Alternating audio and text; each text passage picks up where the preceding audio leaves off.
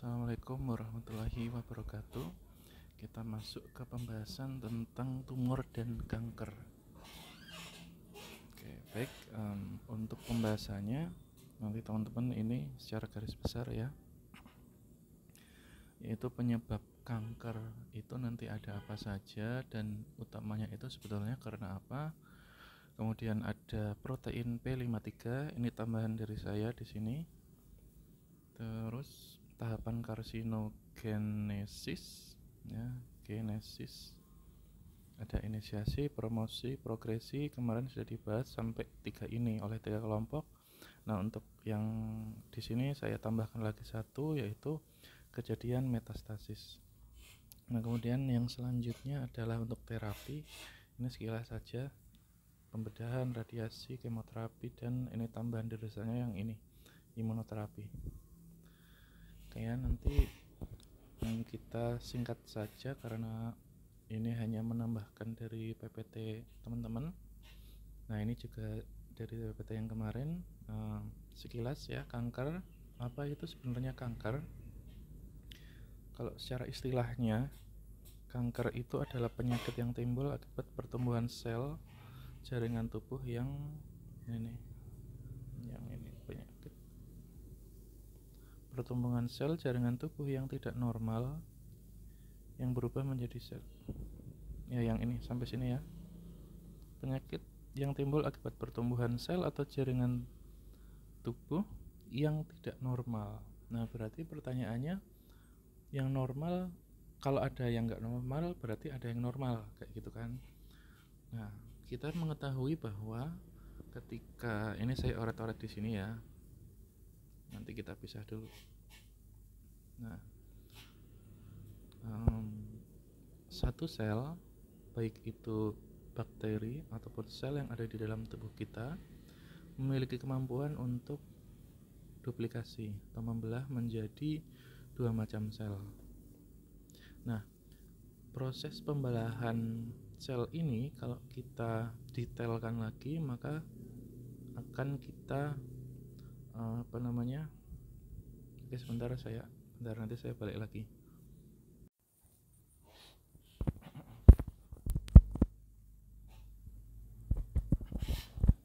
Oke,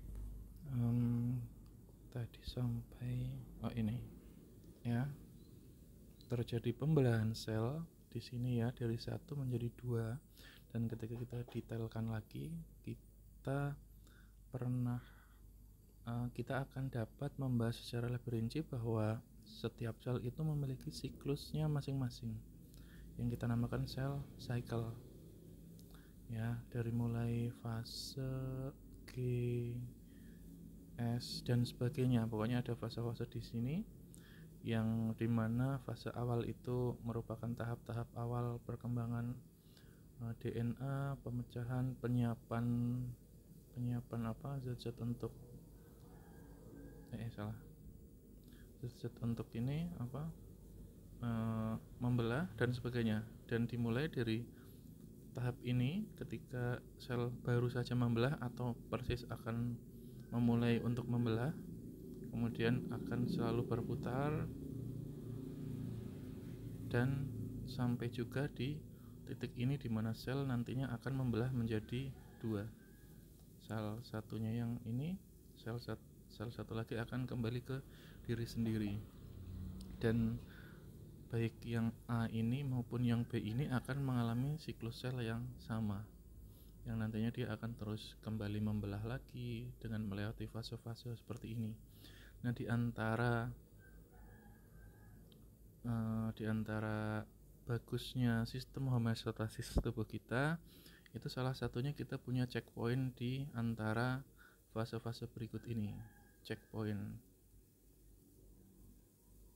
yang mana ketika terjadi ketidaknormalan pada saat pembelahan, baik itu mungkin adanya kekurangan nutrisi ataupun yang kedua adalah kekurangan ruang, maka checkpoint ini bekerja untuk menghambat pembelahan terjadi sehingga sel itu tetap akan berada dalam keadaan yang diam seperti ini ya. Nah, gambarannya adalah kalau sel normal itu kita taruh dalam gelas, maka sel itu nanti akan dari satu kita biarkan selnya, dia akan memenuhi gelas ini. Bentar, ini gelasnya ketinggian. Oke, kita potong gelasnya ya. Yang ini nggak usah dilihat. Nanti dia akan memenuhi gelas ini dengan sel. Dan ketika ruang yang harus ditempati itu sudah habis, maka sel-sel tersebut akan berhenti membelah. Nah, perbedaannya dengan tumor, ketika ada ruangan seperti ini dan kita taruh satu sel tumor ini dan dalam keadaan media yang membuatnya bisa untuk tumbuh, maka dia nanti akan terus membelah dengan tidak homogen. Jadi membelahnya tuh barbar kayak gitulah, dan dia akan terus membelah walaupun tempatnya itu sudah habis, tapi dia akan terus membelah selama masih ada nutrisi yang membuat dia bisa terus membelah seperti ini ya. Yang ini normal, yang kedua adalah tidak normal. Nah, itu yang disebut dengan sel kanker. Faktor penyebabnya ada banyak. Nah, ini dari teman-teman ya, berusia lanjut, minum alkohol, paparan zat penyebab zat kanker atau beberapa bersifat mutagen kan, kemudian inflamasi yang terjadi secara kronis, dan banyak hal ya di sini, genetika, berat badan berlebih. Kemudian ini juga ada faktor penyebab kanker. Ini kemarin teman-teman waktu presentasi sudah dijelaskan ya. Ini juga ini di masing-masing kelompok kemarin juga sudah dijelaskan faktor penyebabnya. Ini tidak saya ulangi. Oke, dan intinya salah satu penyebab yang paling umum terjadinya sel kanker itu adalah adanya mutasi pada gen. Ya, mutasi pada DNA kita, bukan pada gen ya. Mutasi pada DNA, entah mutasi dimanapun. Dan salah satu yang paling sering terjadi adalah mutasi pada gen yang menyandi protein P53. Protein ini punya, jadi ini gen yang harusnya nanti ekspresi protein ini, kemudian dia termutasi sehingga protein ini tidak dihasilkan. Nah, sebetulnya P53 ini fungsinya untuk apa? Fungsinya itu cukup sentral dalam tubuh kita ya, bahwa kalau kita ingat tubuh kita itu kan sering terjadi mutasi di dalam tubuh kita ya, ada probabilitas yang terjadi untuk adanya mutasi di tubuh kita seperti itu. Dan selain itu juga karena adanya hal-hal lain seperti oxidative stress kayak gitu kan, kemudian dan penyebab-penyebab lain yang membahayakan tubuh kita. Nah, salah satu yang menjaga tubuh kita adalah P53 ini. Seperti itu ya. Nah, fungsinya untuk apa? Yang kita sudah bahas mengenai cell cycle tadi, bahwa ketika cell cycle itu terus berkembang tanpa kontrol, maka akan terjadi pertumbuhan yang tidak terkendali. Maka P53 ini berfungsi untuk cell cycle arrest. Jadi dia untuk penyeimbang agar tidak terjadi pertumbuhan yang berlebihan ya teman-teman di situ. Selain itu juga agar bisa di DNA-nya di repair ya. Kemudian ada yang namanya autofagi itu, dan sebetulnya ini juga nekrosis, nekrotosis ya, nekrosis yang ini ya, dan apoptosis. Jadi autofagi, apoptosis, dan nekrosis ini pada intinya adalah keseluruhannya itu, walaupun mekanismenya beda-beda, adalah program death. Seperti itu tadi, bahwa ketika terjadi mutasi dan kerusakan dalam sel tersebut, maka tubuh kita bisa memprogram supaya sel tersebut tidak bersifat jelek untuk kedepannya, dan diprogramlah dia untuk mati dengan sendirinya. Jadi program cell death ya, seperti ini. Nah, fungsi P53 adalah di sini. Dan ketika terjadi mutasi pada gen yang menjadi P53 sehingga P53 tidak diproduksi dengan baik, maka fungsi dari P53 tidak akan terjadi, sehingga fungsi cell cycle arrest ini juga tidak akan terjadi, sehingga ya akan lebih tinggi probabilitasnya untuk kita mengalami tumor dan kanker seperti itu. Dan inilah tahapan karsinogenesis ya. Ini sudah ditulis oleh teman-teman ya, dari tahap inisiasi, yang ini ya inisiasi, kemudian yang kedua promosi, yang ketiga progresi. Nah, saya hanya menambahkan sedikit saja di sini ya, bahwa tahapan kanker itu sebetulnya tidak terjadi dalam waktu semalam. Dimulai dari adanya sel normal nomor 1 ini, yang kemudian dia terjadi dia terjadi DNA damage dan lain-lain, adanya suatu mutagen yang menyebabkan sel tersebut mengalami kerusakan dan sebagainya, sehingga terjadilah proses inisiasi ini menjadi tahapan awal sel tersebut mulai tumbuh tidak terkontrol, walaupun memang belum sampai performanya seperti sel kanker, tapi sudah mulai ada tanda gejala-gejalanya. Dan kemudian ketika kita biarkan hal itu terjadi, sel ini nantinya akan terus membelah juga, kan mereka punya lineage gitu. Dan pada setiap pembelahan, jika tidak terkontrol, maka bisa juga salah satu dari anak-anak pembelahan itu, lineage itu, dia mulai bermutasi menjadi sel tumor yang lebih ganas, yang nantinya akan berkembang menuju sel yang lebih ganas lagi seperti ini ya. Oke, kemudian progression, bahwa ketika sel yang mulai berkembang ini pada tahap promosi, kemudian dia akan terus berkembang lagi dan menjadikan progresi ini ya. Oke, sebentar.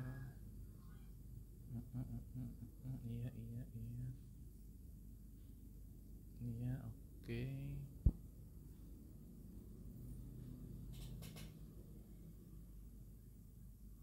Oke. Jadi perbedaan di sini nanti kita ke sini dulu ya. Di sini kita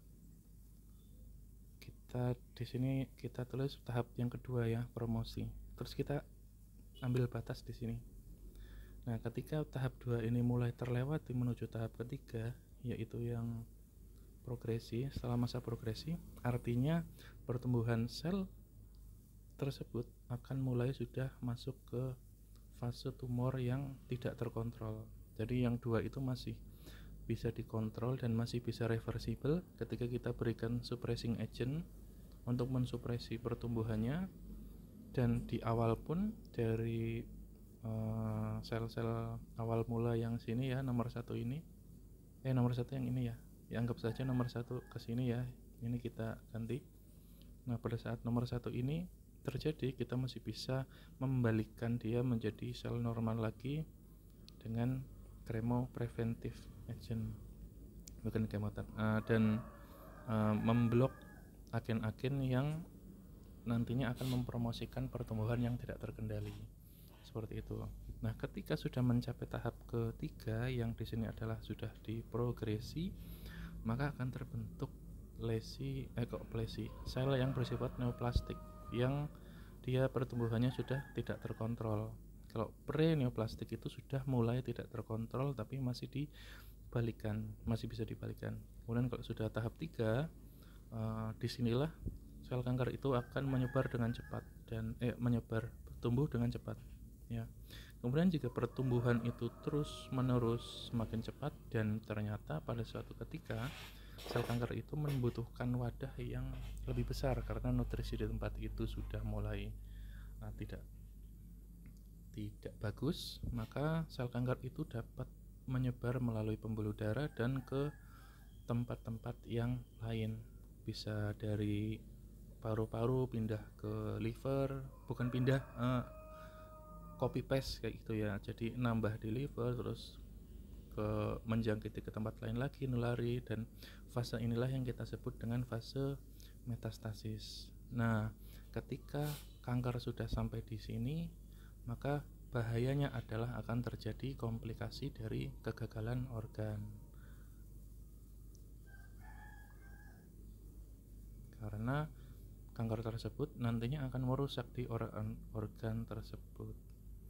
Oke, jadi ini tuh sekilas karsinogenesis ya, dari mulai sel yang masih normal, kemudian terjadi berbagai macam, ini nol ya, nol, terjadi berbagai macam faktor yang menyebabkan secara perlahan sel itu akan termutasi dan berubah sifatnya dan kemudian menjadi kanker dan nantinya bisa menyebar di seluruh tubuh dengan cara metastasis. Itu gambaran umumnya. Ini teman-teman nanti bisa baca dari tulisan yang kemarin teman-teman ya. Nah, ini untuk yang metastasis penjelasan tadi. Dari tumor primer itu dia dapat menginvasi ke tempat lain. Istilahnya di sini ada extravasation ya, karena keluar dari vaskuler.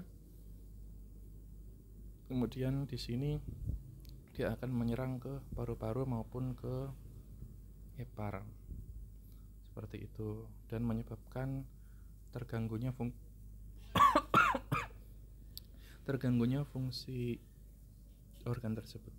Semakin banyak kanker itu bermetastasis, maka kegagalan organnya akan semakin banyak. Oke, kemudian untuk pemeriksaan dan diagnosis kita bisa periksa. Nah, ini secara singkat aja ya. Ini teman-teman juga bisa searching, nanti ada X-ray dengan menggunakan sinar X dan CT scan. Biasanya kalau ada di kepala itu kita pakai CT scan, MRI scan. Ini juga yang paling advance sekarang itu di Indonesia adalah MRI dan PET scan, yang kita memerlukan suatu marker yang kita suntikkan ke dalam tubuh. Kemudian marker itulah yang nantinya akan diukur oleh ini. Ada suatu cairan radioaktif yang aman bagi tubuh. Kemudian nanti akan tampaklah imagingnya dengan cara di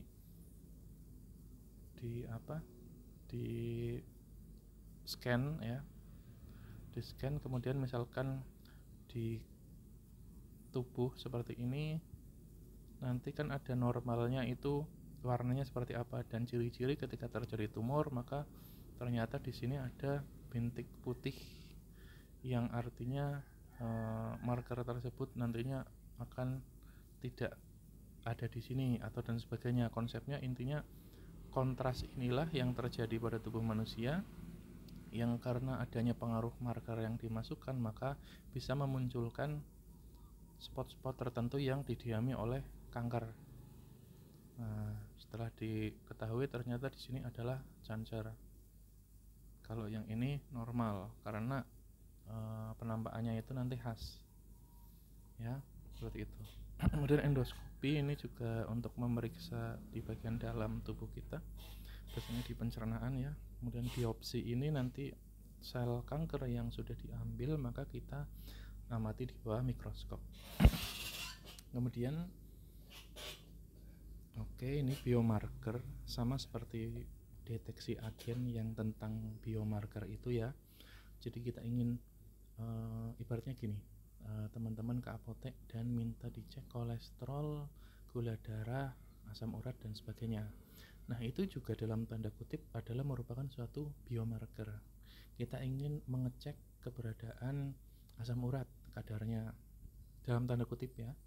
Kemudian kadar gula darah yang menandakan adanya glukosa darah pada darah kita. Nah, targetnya ada glukosa.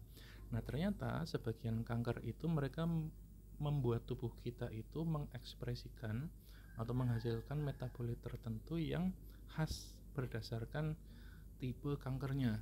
Contohnya kanker pankreas, namanya apa saya lupa ya,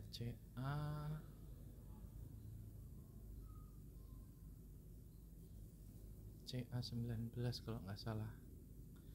Ya nanti teman-teman, ini sekedar ini aja, nanti teman-teman mungkin saya cari aja sebentar.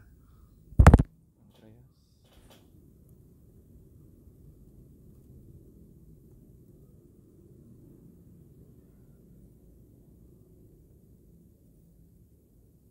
Oh betul, CA19 ya. Jadi misalkan ada orang sakit, yang pertama kanker otak, yang kedua kanker pankreas. Nah ternyata pada orang-orang dengan 3 kanker ginjal misal, ternyata ada ketika tubuh kita dicek, maka ada dalam serum tubuh kita itu marker-marker tertentu, senyawa-senyawa tertentu yang dapat kita jadikan sebagai marker bahwa si orang tersebut menderita kanker. Salah satunya adalah ekspresi yang berlebihan dari CA19 ini. Ketika kita temukan ekspresi ini, kita tes ambil darahnya ya, kemudian kita uji dan kita temukan dalam kadar tertentu CA19 ini, maka menandakan si orang tersebut ada potensi sudah terinfeksi penyakit kanker pankreas. Seperti itu ya gambaran biomarkernya. Dan ini dibaca saja. Nah, untuk pengobatan sel kanker ini di sini saya cepat saja. Yang pertama pembedahan, sudah tidak perlu dijelaskan ya mengenai pembedahan, bahwa sel yang sudah ada di tubuh kita dan sudah mengalami kanker dan sulit untuk disembuhkan, maka lini pertamanya sebisa mungkin jika ingin cepat dan tidak membahayakan tubuh kita, maka kita harus angkat dengan cara dibedah ketika kanker itu ada di dalam tubuh.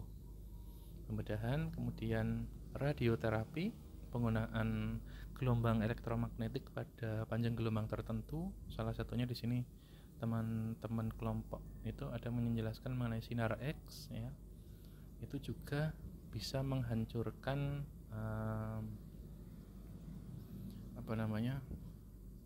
tumor yang ada di tubuh kita. Tentu dengan kalkulasi tertentu ya, mereka sudah kalkulasi keamanannya untuk menarget sisi yang lokasi tertentu di sini contohnya. Oke, kemudian yang ketiga kemoterapi. Di sini adalah kita menggunakan obat-obatan yang nantinya akan membunuh sel kanker tersebut. Tapi seringkali pengobatan ini pun juga membunuh sel sehat kita gitu. Jadi ini penggunaan kemoterapi ini harus dipantau dengan baik. Kemudian yang keempat imunoterapi. Ini saya tambahkan sedikit ya, yang sudah kita jelaskan pada saat diskusi bahwa sel kanker itu salah satu kehebatannya dia adalah sembunyi dari imun tubuh kita. Kenapa? Karena imun ini sebetulnya punya salah satu mekanisme untuk menghancurkan atau membersihkan sesuatu yang tidak normal dari tubuh. Seperti itu. Nah, ketika terjadi tidak normal, maka sel imun ini salah satunya adalah sel T, limfosit T, sel T. Nanti teman-teman dapat waktu imunologi. Kemudian sel T ini ada beberapa macam, tapi kita ambil yang CTL, yang kepanjangannya cytotoxic T limfosit ya, intinya sel T lah ya. Sel T ini yang turunannya nanti ada CTL, dia lihat yang bawah ini teman-teman, ini ya, dia bisa membunuh sel yang abnormal seperti ini ya, sehingga sel kanker itu nantinya akan hancur. Nah, harapan kita seperti ini. Akan tetapi karena memang sel kanker itu pinter untuk menyembunyikan keberadaannya, sehingga sel T ini nggak teraktivasi untuk membunuh sel kanker tersebut. Ya dia jalan-jalan aja, lewatin kayak gitu.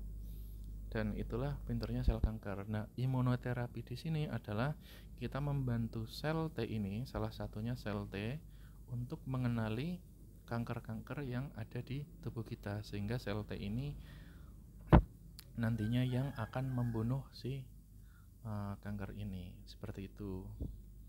Baik ya, ini untuk yang imunoterapi. Ini jenis-jenis kanker ada banyak, teman-teman juga bisa mencari sendiri yang ini. Oke, baik, mungkin cukup sekian ya, itu aja. Ini udah nggak ada. Oh ya, terima kasih. Nanti teman-teman silakan simak yang video lainnya. Terima kasih. Assalamualaikum warahmatullahi wabarakatuh.